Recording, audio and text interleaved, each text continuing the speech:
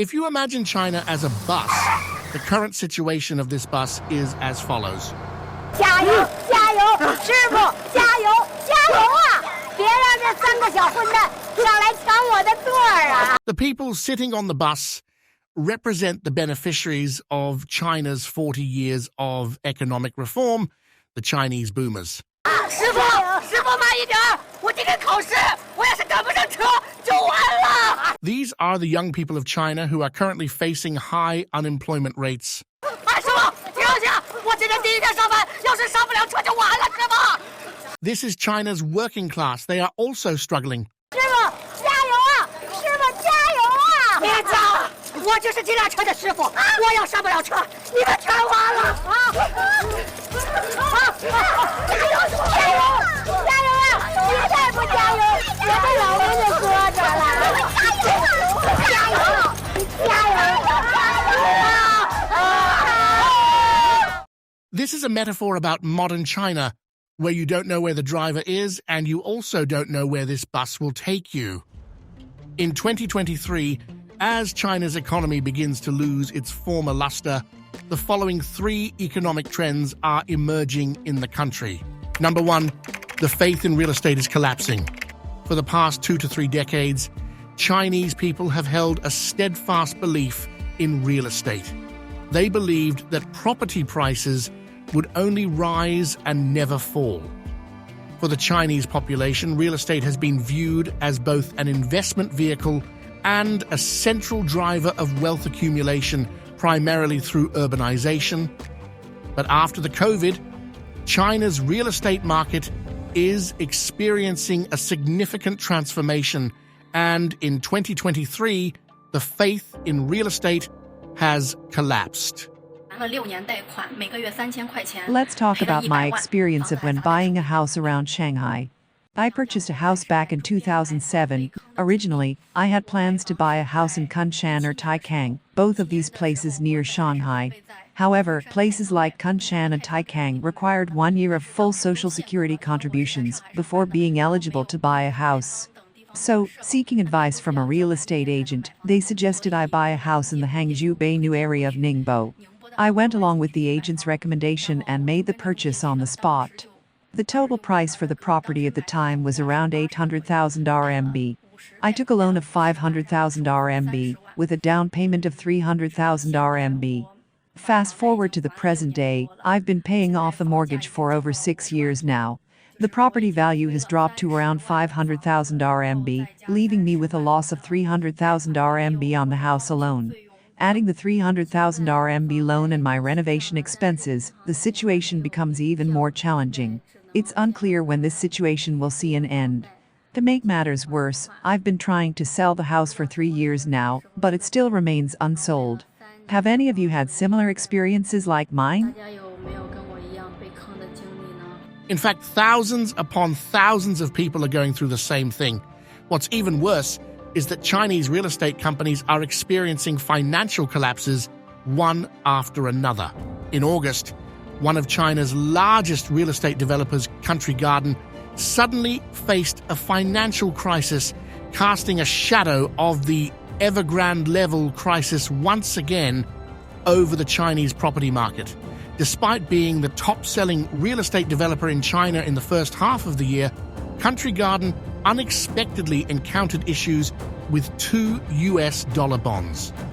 Bond defaults are often seen as the first step towards a real estate company's financial collapse, and over the past 2 years there has been a series of such defaults by various Chinese real estate companies, most of which marked the beginning of a crisis.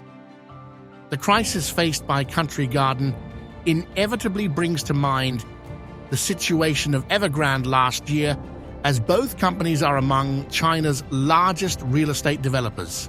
However, the most pessimistic moment for China's real estate industry may still be ahead, and there's a looming shadow on the horizon: demographic decline.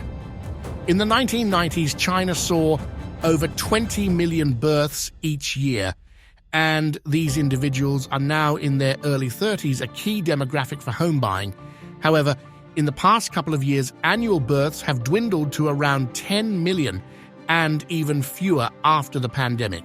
So the prospects for the real estate market in 20, 30 years can be imagined. In 2023, the fundamental dynamics of China's real estate market have shifted, and the previous myths and beliefs are wavering. Once faith in real estate is lost, the Chinese real estate market could face a long-term decline. Number 2, a significant withdrawal of foreign capital and fewer foreigners are coming in. China's Ministry of Culture and Tourism reported that in the first quarter of this year, the total number of inbound tourists received by travel agencies nationwide was only 52,000 compared to 3.7 million during the same period in 2019. Several issues are hindering foreigners from returning to China, including limited and expensive flights, cumbersome visa processes, hotels not accommodating foreign guests, and difficulties in using mobile payments.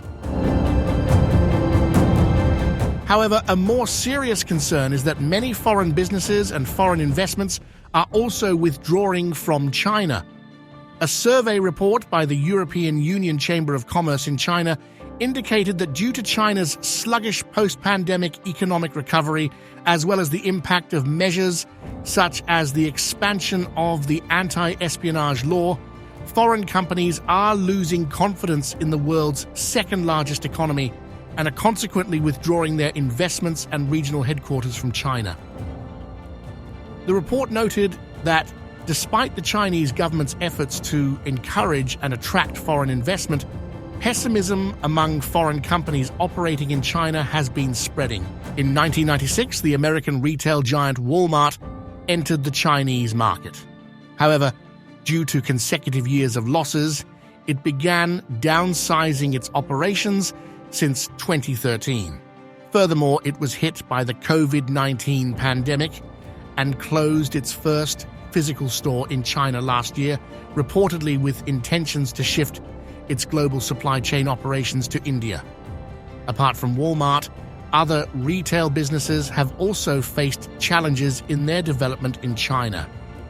French retailer Carrefour, after selling 80% of its equity to Chinese company Suning.com in 2019, saw a wave of store closures, with over 50 stores shutting down in the first 3 quarters of the following year. Subsequently, the German retail giant Metro, struggling with a failed transformation and stagnant revenue growth, sold its business to Wumei Holdings, a Chinese company. It's not just the retail sector. With the rise of Chinese domestic e-commerce platforms such as Taobao, JD.com, and Alibaba, Amazon closed its e-commerce platform in China in 2019 and planned to terminate its Kindle ebook store in China this year. Additionally, accommodation platform Airbnb quietly exited the Chinese market during the pandemic, and Yahoo discontinued its products and services in China due to regulatory pressures. Additionally, Japanese and South Korean companies have also been accelerating their withdrawals from China. According to statistics, in the past decade, over 1,600 Japanese companies that had entered the Chinese market have reduced their presence.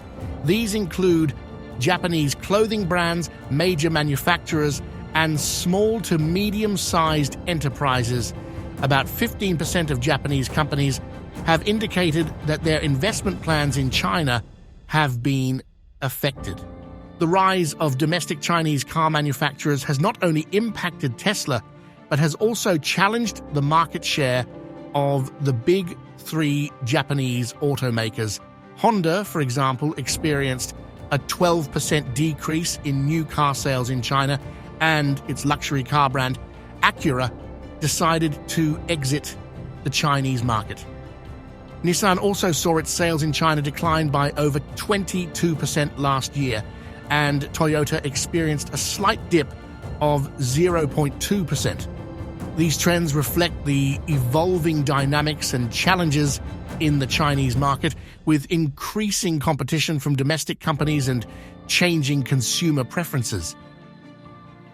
South Korean giant Samsung, which has long relied on the Chinese market, now has only 3 factories remaining in Suzhou and Xi'an.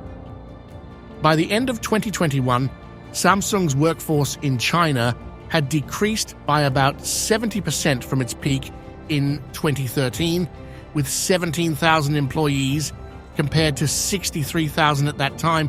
Production bases for businesses such as smartphones, panels, and televisions have gradually shifted to Vietnam.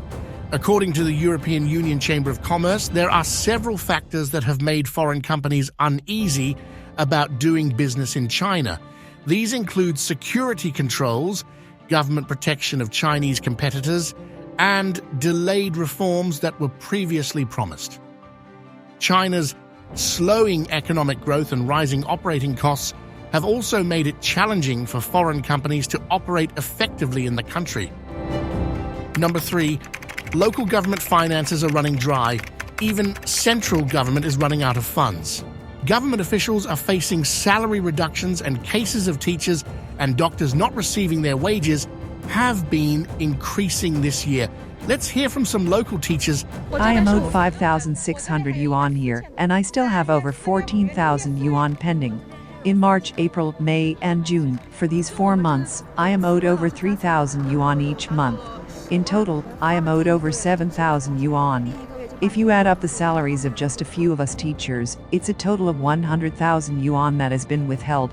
They only paid a few hundred yuan for the first month, just to keep you from leaving.